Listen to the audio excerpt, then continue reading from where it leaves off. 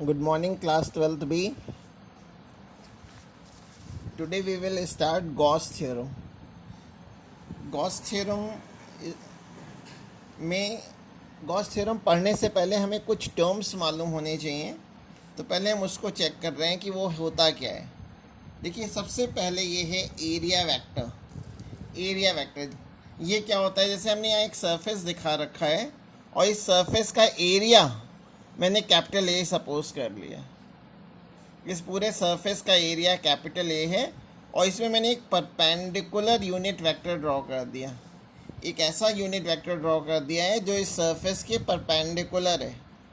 तो अगर किसी सरफेस के एरिया को नॉर्मल यूनिट वेक्टर से मल्टीप्लाई कर दें, ये एरिया है सरफेस का और n cap normal unit vector. Normal means perpendicular unit vector.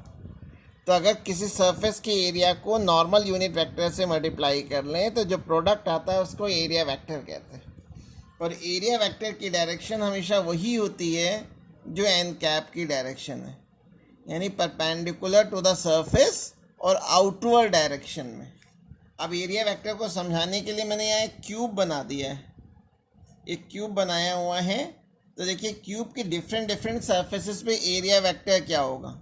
ये जो ब्लू कलर का मैंने सरफेस बनाया है, इसमें एरिया वेक्टर की क्या डायरेक्शन होगा? हमेशा बाहर की ओर होना चाहिए और आउटवर्ड होना चाहिए, तो अपवर्ड डायरेक्शन में हो जाएगा। अब ये साइड वाली राइट साइड की जो ब्राउन कलर की जो सरफेस है, इस पर एरिया वेक्टर देखें तो आउटवर्ड, तो राइट साइड में हो गया। इस ऑरेंज कलर की सरफेस को देखें तो इसमें टूवर्ड्स लेफ्ट हो जाएगा। और ये जो बेस है इस पे देखें एरिया वेक्टर की डायरेक्शन, तो डाउनवर्ड हो जाएगा। तो एरिया वेक्टर क्या होता है? किसी सरफेस से परपेंडिकुलर एक ऐसा वेक्टर होता है जिसकी डायरेक्शन सरफेस के परपेंडिकुलर होती है और आउटवर्ड होती है। Next heading is solid angle. Solid angle, इसकी डेफिनेशन नहीं ज़रूरत है एरिया वेक्टर की, बस फॉर्मूला मालूम होना चाहिए। सॉलिड एंगल क्या होता है? कोई भी हम स्फेरिकल बॉडी ले लें, कोई भी सॉलिड स्फेरिकल बॉडी ले लें, उसका वो अपने सेंटर पे जो एंगल बनाता है उसी को हम लोग सॉलिड एंगल कहते हैं। एक एग्जांपल अगर ले लें, जैसे कि हम लोग तरबूज खरीदने जाएं, ठीक है, वाटरमेलन खरीदने अगर जाएं, तो क्या अगर हमको खरीदना तो ऐसे ही नहीं ले आते। सबसे पहले हम कहते हैं भैया जरा काट के दिखाना ये लाल है या नहीं। तो वो क्या करता है? एक चाकू से स्क्वायर कट लगाता है और उसके बाद अंदर तक का पीस इतना पोर्शन काट करके निकाल देता है। तो उसने जो एंगल सेंटर पे बना होगा वो सॉलिड एंगल कहलाएगा। तो डेफिनेशन अगर लिखनी है तो लिख देंगे the angle subtended bye spherical solid body at its centre is called solid angle. मैं पढ़ा पूरा लेसन दे रहा हूँ, लेकिन कॉपी में अभी जो आप करोगे, जिन हेडिंग्स को मैं जो नोट्स अलग से मैं भेजूंगा उसको बस आप लिखिएगा, ठीक है। सॉलिड एंगल को ओमेगा सिंबल से लिखते हैं चिल्ड्रन। इसका फॉर्मूला होता है, अगर पूरे एरिया का अगर एक छोटा सा पार्ट ले रहे हैं तो उसको हम लोग एरिया एलिमेंट बोलते हैं। तो डी ए एरिया एलिमेंट हो गया, आर रेडियस इस स्फीयर की, तो d a upon r square, ये फॉर्मूला होता है सॉलिड एंगल डी ओमेगा का। और इसकी यूनिट क्या होती है? Stay radian. इसकी यूनिट होती है स्टे रेडियन, ठीक है। अच्छा, अब अगर मुझे टोटल सॉलिड एंगल निकालना है तो फिजिक्स में जब भी टोटल निकालना होता है तो हम लोग इंटीग्रेट कर लेते हैं। तो अगर मैं d a upon r square को इंटीग्रेट करूं तो डी ए तो इसका सरफेस एरिया हो जाएगा। स्फीयर के सरफेस एरिया का फॉर्मूला सी एस ए या total surface area 4 pi r square होता है। तो डी ए की वैल्यू तो हो जाएगी 4 पाई आर स्क्वायर, और ये आर स्क्वायर से आर स्क्वायर कैंसिल हो जाएगा। तो टोटल सॉलिड एंगल की वैल्यू याद रखेंगे कि 4 पाई होती है, 4 pi steradian, 4 pi steradian, ठीक है।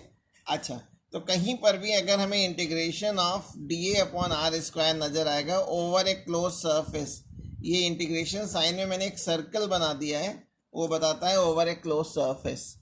तो integration over a close surface d a upon r square की वैल्यू आप डायरेक्ट लिख सकते हैं 4 पाई। ये फॉर्मूला बेटा तब यूज़ करते हैं जब बॉडी सिमेट्रिकल हो। लेकिन अगर सपोज कर लीजिए कि कोई टेढ़ी मेढ़ी बॉडी है और तब आपको सॉलिड एंगल निकालना है, तो टोटल सॉलिड एंगल की वैल्यू कभी नहीं बदलती, वो 4 पाई ही रहती है। बस फॉर्मूला थोड़ा चेंज हो जाता है, जैसे यहाँ मैंने लिख दिया है इर्रेगुलर शेप्ड बॉडी के लिए DA cos theta upon r square, लेकिन टोटल सॉलिड एंगल की वैल्यू कितनी होगी, 4 पाई होगी। ठीक है, चाहे स्फेरिकल बॉडी हो या मतलब सिमेट्रिकल बॉडी हो या इर्रेगुलर शेप्ड बॉडी हो। अच्छा, अब इलेक्ट्रिक फ्लक्स क्या होता है? इलेक्ट्रिक फ्लक्स इससे पहले वाले लेक्चर में भी बताया था कि अगर कोई क्लोज सरफेस है चिल्ड्रन, तो उसके अंदर से कितनी इलेक्ट्रिक लाइंस परपेंडिकुलर पास हो रही हैं। Total number of electric lines of forces passing perpendicular to any close surface is called electric flux. जैसे इस ब्राउन कलर की जो क्लोज सरफेस है, मैंने तो यहाँ इलेक्ट्रिक लाइंस 1 2 3 4 5 दिखा रखी है, लेकिन केवल 3 लाइंस इस क्लोज सरफेस के अंदर से पास हो रही हैं, तो फ्लक्स की वैल्यू 3 हो जाएगी। इलेक्ट्रिक फ्लक्स का मतलब होता है किसी क्लोज सरफेस से कितनी इलेक्ट्रिक लाइंस पास हो रही हैं। ठीक है, अच्छा ये तो एक जनरल डेफिनेशन हो गई, लेकिन एग्जाम में अगर कभी डिफाइन करना हो तो इससे डिफाइन करा जाएगा। The scalar product of electric field, E electric field है और ए एरिया वेक्टर है। The scalar product of electric field and area vector is called electric flux. Dot product को हम लोग स्केलर प्रोडक्ट भी बोलते हैं। डॉट प्रोडक्ट को स्केलर प्रोडक्ट। स्केलर प्रोडक्ट में क्या होगा, देखिए इलेक्ट्रिक फील्ड वेक्टर क्वांटिटी है, एरिया वेक्टर भी वेक्टर क्वांटिटी, लेकिन इन दोनों का जब प्रोडक्ट निकालेंगे तो ये इलेक्ट्रिक फ्लक्स जो है वो स्केलर होगा। और हम लोग क्लास 11 तक पढ़ चुके हैं कि ए डॉट बी का फॉर्मूला था ए बी कॉस थीटा, वैसे vector E dot vector A का फॉर्मूला हो गया ई ए कॉस थीटा। इसमें जो थीटा है बच्चों, वो वेक्टर ई और वेक्टर ए के बीच का एंगल हो जाएगा, वेक्टर ई और वेक्टर ए के बीच का एंगल हो जाएगा। ठीक है, अच्छा अब इसकी यूनिट क्या हो जाएगी? इलेक्ट्रिक फील्ड की यूनिट होती है newton per coulomb. Electric field की यूनिट इस फॉर्मूले से निकालते हैं, E is equal to f upon q not. F force है और क्यू नॉट चार्ज है। कुल फोर्स हो गया और ये चार्ज, तो फोर्स की न्यूटन होती है और चार्ज की कूलम होती है, तो न्यूटन पर कूलम हो गया। और एरिया की यूनिट होती है मीटर स्क्वायर, तो न्यूटन मीटर स्क्वायर पर कूलम इसकी यूनिट है। इलेक्ट्रिक फील्ड की एक और यूनिट भी होती है न्यूटन पर कूलम की जगह वोल्ट पर मीटर भी होती है, वोल्ट पर मीटर। और एरिया की मीटर स्क्वायर थी, तो ये एक मीटर इससे कैंसिल हो गया, तो वोल्ट मीटर आ गया। तो इलेक्ट्रिक फ्लक्स की 2 यूनिट हो गई, एक तो हो गया न्यूटन मीटर स्क्वायर पर कूलम और दूसरा वोल्ट मीटर। और इलेक्ट्रिक फ्लक्स की अगर हमें डायमेंशनल फॉर्मूला देखना हो, तो न्यूटन तो फोर्स है, तो फोर्स का डायमेंशनल फॉर्मूला होता है MLT-2। ठीक है, अब मीटर स्क्वायर का हो गया L स्क्वायर, कूलम चार्ज का होता है तो AT हो गया। इसको सिंप्लीफाई कर लिया तो ML3T-3A-1। अब नेक्स्ट हेडिंग है types of flux, types of electric flux. Electric flux अभी बता चुके हैं कि total number of electric lines of forces passing perpendicular to close surface, किसी क्लोज सरफेस से कितनी इलेक्ट्रिक लाइंस पास हो रही हैं, उन्हीं को अगर मैं गिन लूँ तो वो आपका हो जाएगा इलेक्ट्रिक फ्लक्स। अब इलेक्ट्रिक फ्लक्स 3 टाइप का होता है, 3 टाइप का इलेक्ट्रिक फ्लक्स होता है। पहला है पॉजिटिव फ्लक्स, दूसरा है ज़ीरो फ्लक्स या नो फ्लक्स, और थर्ड है negative flux. Number 1 positive flux, number 2 zero flux और नंबर 3 नेगेटिव फ्लक्स। अब पॉजिटिव फ्लक्स क्या होगा, तो जैसे मैं यहाँ डायग्राम में दिखा रहा हूँ पॉजिटिव फ्लक्स के लिए, ये मैंने एक क्लोज सरफेस दिखा दिया, ये क्लोज सरफेस है, तो एरिया वेक्टर की डायरेक्शन तो सरफेस के परपेंडिकुलर होगी और इलेक्ट्रिक लाइंस इस सरफेस के परपेंडिकुलर पास हो रही है। तो इलेक्ट्रिक फील्ड को देखिए और एरिया वेक्टर को देखिए, इलेक्ट्रिक फील्ड और एरिया वेक्टर आपस में पैरेलल है, तो थीटा की वैल्यू 0 डिग्री हो जाएगी।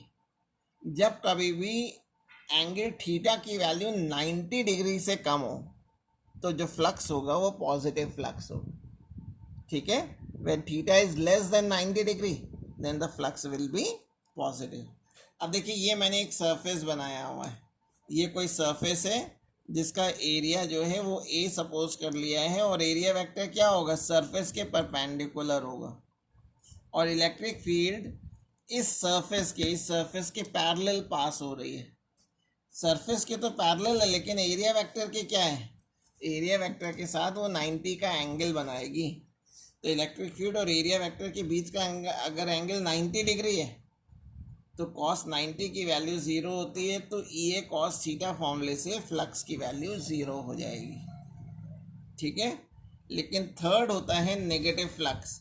अब जैसे इलेक्ट्रिक फील्ड ऊपर, एरिया वेक्टर ऊपर है और इलेक्ट्रिक फील्ड नीचे है, यानी अगर थीटा की वैल्यू 90 से ग्रेटर है, जैसे यहाँ थर्ड डायग्राम में बनाया हुआ है, ये देखिएगा नेगेटिव फ्लक्स। जब कभी भी थीटा की वैल्यू लेस एरिया वेक्टर की, तो ये डायरेक्शन हो गई, इलेक्ट्रिक फील्ड सरफेस के परपेंडिकुलर है और नीचे की ओर है, तो एरिया वेक्टर और इलेक्ट्रिक फील्ड के बीच का एंगल अगर 90 और 90 से अधिक और 180 तक है, ठीक है ना, बिटवीन 90 एंड 180, तो उस केस में जो मैग्नेटिक फ्लक्स होगा, वो इलेक्ट्रिक फ्लक्स जो होगा वो नेगेटिव हो जाएगा। तो गॉस ने एक तरीका बताया था कि किसी भी क्लोज सरफेस के अंदर से कितनी लाइंस पास हो रही हैं। बार बार ये लाइंस वर्ड यूज़ नहीं किया जाएगा। क्लोज सरफेस से कितनी लाइंस पास हो रही हैं, इसको एक वर्ड में इलेक्ट्रिक फ्लक्स बोल देते हैं। तो गॉस ने एक फॉर्मूला बताया था जिससे किसी भी क्लोज सरफेस के अंदर से कितनी लाइंस पास हो रही हैं उसको हम लोग फाइंड आउट कर सकते थे। ठीक है। तो देखिए गॉस थ्योरम क्या है। गॉस ने बताया था कि अगर कोई चार्ज है और वो किसी सरफेस के अंदर इनक्लोज है, जैसे यहाँ मैंने दिखा रखा है एक क्यू चार्ज है, एक सरफेस के अंदर इनक्लोज है। गॉस ने बताया था कि चार्ज किसी सरफेस के अंदर इनक्लोज जरूर होना चाहिए। ठीक है। अगर कोई चार्ज है और वो किसी सरफेस के अंदर इनक्लोज है, तो जो टोटल इलेक्ट्रिक फ्लक्स की जो वैल्यू होगी, total electric flux means total number of electric lines of forces, ठीक है, उस सरफेस से जितनी लाइंस पास हो रही होंगी इनवर्ड या आउटवर्ड डायरेक्शन में, उसकी वैल्यू निकालना है। तो अब ये देख लो कितना चार्ज इस सरफेस के अंदर इनक्लोज है, उस चार्ज को परमिटिविटी ऑफ फ्री स्पेस से डिवाइड कर दें। ये एप्सिलॉन नॉट को परमिटिविटी ऑफ फ्री स्पेस कहते हैं, जिसकी वैल्यू 8.85 इंटू 10⁻12 होती है। ठीक है। तो गॉस थ्योरम का स्टेटमेंट क्या हो गया कि if a charge is enclosed through a surface, then the total electric flux linked with that surface is equal to the ratio of net charge to the permittivity of free space. Ratio of net charge to the permittivity of free space.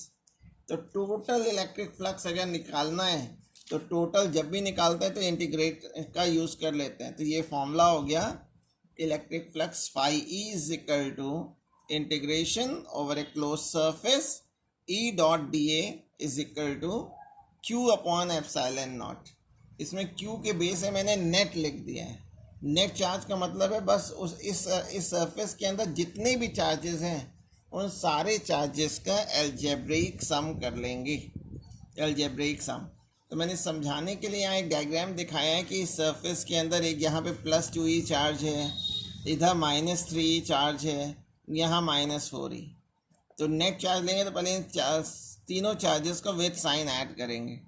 तो देखो ये +2e है, ये -3e है और ये -4e है। तो कितना हो गया +2e -3e -4e, 4 और 3 7, -2 हो जाएगा -5e, 5e upon epsilon not हो जाएगा, 5e अपॉन एप्सिलॉन नॉट। ठीक है। अब जैसे अब इलेक्ट्रिक फ्लक्स हमें निकालना है। मैंने दो सरफेस दिखा रखे हैं। एक सरफेस ये है जिसके अंदर 2 कूलम चार्ज है और बड़े वाले सरफेस के अंदर ये 4 कूलम चार्ज है। आपको इलेक्ट्रिक फ्लक्स निकालना है छोटे वाले सरफेस से, क्लोज सरफेस से, और बड़े वाले। तो छोटे वाले सरफेस के अंदर कितना चार्ज है 2e। तो फॉर्मूला हो जाएगा क्या, क्यू अपॉन एप्सिलॉन नॉट होता है तो 2e अपॉन एप्सिलॉन नॉट। लेकिन अगर बड़े सरफेस के अंदर देखें तो बड़े सरफेस के अंदर तो ये दोनों चार्ज आ जाएंगे, ये भी आ जाएगा ये भी, तो दोनों को ऐड कर लिया और अपॉन में एप्सिलॉन नॉट होता ही है इस फॉर्मूले में।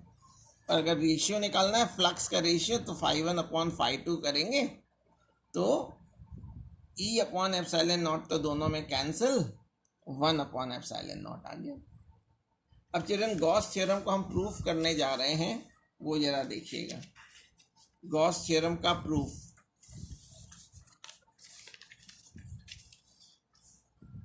ये रिवीजन हो रहा है, इसको एक बार पहले पढ़ाया जा चुका है, ठीक है, तो इसलिए इसको थोड़ा सा स्पीड में भी करेंगे। यहाँ पे देखिए मैंने एक क्यू चार्ज ले लिया है, एक क्यू चार्ज ले लिया है जो इर्रेगुलर शेप की किसी सरफेस के अंदर एनक्लोज है। गॉस थ्योरम आप तब तक अप्लाई नहीं कर सकते जब तक चार्ज किसी सरफेस के अंदर इनक्लोज ना हो। तो ओ पॉइंट पे प्लस क्यू चार्ज रखा हुआ है और ओ से स्मॉल आर डिस्टेंस पे ये कोई पॉइंट पी है जहां हमें इलेक्ट्रिक फील्ड मैंने सपोज कर लिए ई है। कोई भी पॉइंट चार्ज हो और उसकी वजह से इलेक्ट्रिक फील्ड निकालना हो तो ये फॉर्मूला पढ़ चुके हैं, 1/4πε0 Q/r² होता है। मैंने क्या किया है, इस सरफेस पे, जिस सरफेस के अंदर हम लोग चार्ज को इनक्लोज करते हैं चिल्ड्रन, उसको हम लोग गॉसियन सरफेस बोलते हैं। तो मैंने यहाँ लिख दिया है एरो लगा के कि ये जो सरफेस है ये गॉसियन सरफेस है, ये किसी भी शेप का बना सकते हैं हम। अब इर्रेगुलर शेप की बॉडी है तो मैंने क्या किया, एक परपेंडिकुलर एरिया वेक्टर ड्रॉ कर दिया। एरिया एलिमेंट इतने के एरिया को, जो ब्राउन कलर का दिखा रखा है, पूरे एरिया का एक पार्ट है, तो ये एरिया एलिमेंट हो गया DA। और ये पॉजिटिव चार्ज इलेक्ट्रिक फील्ड की direction away from positive charge, तो ये इस डायरेक्शन में हो गई। और E और DA के बीच का जो एंगल है वो मैंने थीटा सपोज कर लिया। तो सबसे पहले हम लोग क्या करेंगे कि अगर मुझे टोटल इलेक्ट्रिक फ्लक्स निकालना है तो इंटीग्रेशन E.dA, ये E है ये DA है, तो A.B का फॉर्मूला होता है AB cos थीटा, वैसे E.dA का फॉर्मूला हो जाएगा EDA cos थीटा। E की वैल्यू मैं ये रख दे रहा हूँ, E का फॉर्मूला पढ़ चुके हैं, 1/4πε0 Q/r², और DA cos थीटा को वैसे ही कॉपी कर लिया है। अब जिस पे बेटा टिक लगा रखा है DA cos थीटा और r², इसको हम इंटीग्रेशन साइन के अंदर रखेंगे। DA cos θ/r², इस पूरे को हम लोग क्या बोलते हैं, ये पूरा कहलाता है total solid angle, total solid angle, ठीक है। तो DA cos θ/r² की जगह हम लोग ये टोटल सॉलिड एंगल, और टोटल सॉलिड एंगल की वैल्यू इस पूरे की वैल्यू 4π होती है। 4π कैंसिल हो गया तो ये Q/ε0 आ गया। अब इस फॉर्मूले को अगर आप ध्यान दो तो इस फॉर्मूले में R नहीं आया है, स्मॉल r नहीं आया है। इसका मतलब है कि इलेक्ट्रिक फ्लक्स जो होता है वो डिस्टेंस पे डिपेंड नहीं करता, पोजीशन ऑफ द चार्ज पे डिपेंड नहीं करता। चार्ज चाहे यहाँ रख दीजिए, यहाँ रख दीजिए, इसके भीतर कहीं पर भी रख दीजिए, फ्लक्स की वैल्यू सेम होगी। इस फॉर्मूले को देखने से ये भी पता नहीं चल पा रहा है कि जो जिस गॉसियन सरफेस के अंदर चार्ज इनक्लोज है उसका शेप कैसा है, ना ही उसके साइज के बारे में कुछ इन्फॉर्मेशन मिल रही है। तो ये भी याद रखेंगे कि जो इलेक्ट्रिक फ्लक्स होता है वो गॉसियन सरफेस के शेप और साइज से इंडिपेंडेंट होता है, उस पर डिपेंड नहीं करता है, ठीक है। अच्छा, अब गॉस थ्योरम पढ़ने की इम्पोर्टेंस क्या है, क्यों पढ़ रहे हैं गॉस थ्योरम। देखिए गॉस थ्योरम का एप्लीकेशन ये है कि अगर हमारे पास डिफरेंट शेप के चार्ज कंडक्टर अगर हैं, डिफरेंट शेप के चार्ज कंडक्टर हैं, तो इसकी सिग्निफिकेंस क्या है। अगर आपके पास डिफरेंट शेप के चार्ज कंडक्टर हैं और आपको इलेक्ट्रिक फील्ड निकालना है तो हम गॉस थ्योरम को अप्लाई करके बहुत इजीली फाइंड आउट कर सकते हैं। जहाँ पे हम कूलम्स लॉ से निकालने में प्रॉब्लम आती है, वहाँ पे आप गॉस थ्योरम अप्लाई करके अलग अलग शेप के कंडक्टर लेकर के हम इलेक्ट्रिक फील्ड निकाल सकते हैं, ठीक है। अच्छा, अब बेटा हम लोग इसके एप्लीकेशन को देखेंगे। सबसे पहले हम क्या कर रहे हैं कि एक स्ट्रेट वायर ले रहे हैं, इलेक्ट्रिक फील्ड निकालने जा रहे हैं due to a charged wire. एक मेरे पास स्ट्रेट वायर है, उसको मैंने चार्ज दे दिया है और उसकी वजह से हम इलेक्ट्रिक फील्ड निकाल रहे हैं। इस फिगर में मैंने एक वायर दिखा दिया है, ये वायर है, इनफाइनाइट लेंथ का आप ले लीजिए और इसको मैंने प्लस क्यू चार्ज दे दिया। ग्रीन कलर से मैंने प्लस क्यू चार्ज दिखाया हुआ है। और इस वायर से स्मॉल आर डिस्टेंस पे चाहे तो राइट साइड में या लेफ्ट साइड में मैंने 2 पॉइंट ले लिए P एंड P डैश। यहाँ पे हमें इलेक्ट्रिक फील्ड निकालना है। तो गॉस ने बताया था कि जहाँ पर भी आपको इलेक्ट्रिक फील्ड निकालना है, जिस पॉइंट पे इलेक्ट्रिक फील्ड निकालना है, उस पॉइंट से पास होता हुआ आपको एक गॉसियन सरफेस बनाना है। अब देखो वायर का शेप तो सिलिंड्रिकल होता है, इसलिए मैंने इसको इनक्लोज करता हुआ, इस वायर को इनक्लोज करता हुआ और आर डिस्टेंस से पास होता हुआ, आर रेडियस का मैंने एक सिलेंडर बना दिया है पिंक कलर का। जो ये सिलेंडर बनाया, क्यों बनाया है? गॉस थ्योरम के लिए ये ज़रूरी होता है कि जो चार्ज है वो किसी सरफेस के अंदर इनक्लोज होना चाहिए। तो चार्ज को इनक्लोज करने के लिए मैंने आर रेडियस का और स्मॉल एल लेंथ का, लेंथ मैंने सिलेंडर की स्मॉल एल दिखा दी है, एक गॉसियन सरफेस बना दिया। अब देखिए सिलेंडर के 3 सरफेसेस होंगी। एक टॉप सरफेस ऊपर वाली जिसको मैंने सरफेस नंबर 1 कह दिया है, और एक कर्व सरफेस एरिया CSA, और एक बॉटम वाला सरफेस। तो ये third surface, first, second, third. जब कभी भी बेटा फ्लक्स निकालेंगे, पहले हम लोग सबसे पहला काम ये करेंगे, हर सरफेस के लिए एरिया वेक्टर ड्रॉ करेंगे। और एरिया वेक्टर की डायरेक्शन हमेशा ध्यान रखेंगे कि सरफेस के परपेंडिकुलर होगी और बाहर की ओर। जैसे टॉप सरफेस पे देखें तो बाहर की ओर तो ये हो गया DA, मैंने ग्रीन कलर से एरिया वेक्टर को दिखाया है। इस सरफेस पे देखें एरिया वेक्टर, मैंने इस P पॉइंट पे एरिया वेक्टर ये हो गया राइट साइड में। बॉटम वाले पे देखें नीचे की ओर हो जाएगा। नीचे की ओर क्यों होगा? क्योंकि एरिया वेक्टर की डायरेक्शन अंदर नहीं होती, बाहर की ओर होती। अब ये पॉजिटिव चार्ज है, इलेक्ट्रिक फील्ड की डायरेक्शन हमेशा अवे फ्रॉम पॉजिटिव चार्ज, इधर हो गई।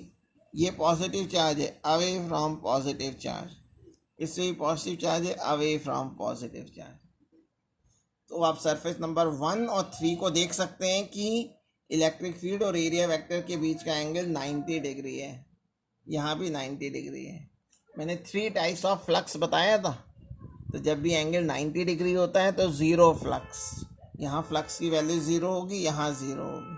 तो अगर मैं टोटल इलेक्ट्रिक फ्लक्स निकालूँ, टोटल इलेक्ट्रिक फ्लक्स जो गॉसियन सरफेस से लिंक्ड है, इसलिए मैंने अगर मैं टोटल इलेक्ट्रिक फ्लक्स की वैल्यू निकालूँ तो क्या हो जाएगा? टोटल फ्लक्स निकालना है तो मैं पहले वाले सरफेस का फ्लक्स निकालूंगा, दूसरे का निकालूंगा और बॉटम वाले का निकाल के सबको ऐड कर लेंगे। गॉसियन सरफेस को मैंने शॉर्ट में GS लिख दिया। तो पहले वाले फॉर्मूला होता है क्या, फाई का क्या फॉर्मूला होता है? E डॉट DA होता है या E DA cos थीटा। तो पहले सरफेस नंबर 1 में E और DA के बीच का एंगल 90 है, तो E DA cos 90 हो गया। दूसरे वाले सरफेस में E और DA पैरेलल है, तो E DA cos 0 हो गया। थर्ड वाले सरफेस में E और DA के बीच का एंगल 90 है, तो E DA cos 90 हो गया। cos 90 की वैल्यू 0 हो तो सरफेस 1 और सरफेस 3 से लिंक फ्लक्स की वैल्यू 0 हो जाएगी। जो केवल सेकेंड सरफेस बचेगा, cos 0 की वैल्यू 1। E को मैंने बाहर निकाल लिया है क्योंकि E की वैल्यू ही कैलकुलेट करनी है। और DA जो है वो सरफेस नंबर 2 का एरिया है। सरफेस नंबर 2 जो है सिलेंडर का कर्व सरफेस एरिया, और कर्व सरफेस एरिया का फॉर्मूला क्लास 10th में हम लोग पढ़ चुके हैं कि 2 पाई RH होता है। सिलेंडर के कर्व सरफेस एरिया का फॉर्मूला 2 पाई RH। H की वैल्यू डायग्राम में L है, तो 2 पाई RL रख दिया। और गॉस थ्योरम का फॉर्मूला होता है क्या? फाई का formula Q upon epsilon not. तो मैं फाई की जगह रख दे रहा हूँ Q बाई एप्सिलॉन नॉट। तो मैंने यहाँ पे रख दिया Q बाई एप्सिलॉन नॉट। उसको अगर मैं पुट कर दूंगा तो Q upon epsilon not E और ये 2 पाई RL। तो इससे E की वैल्यू निकाल लिया, तो 1 अपॉन 2 पाई एप्सिलॉन नॉट। इस Q और इस L को एक साथ रख लिया इंटू 1 बाई R। चार्ज को अगर लेंथ से डिवाइड कर दें तो उसको बोलते हैं linear charge density. Charge per unit length is called linear charge density. तो ये फॉर्मूला आ गया। इस फॉर्मूले में आप देख सकते हैं कि इलेक्ट्रिक फील्ड और R एक दूसरे के इन्वर्सली प्रोपोर्शनल है। तो E और R के बीच का ग्राफ एक रेक्टेंगुलर हाइपरबोला आएगा। यहाँ तक आपको करना है।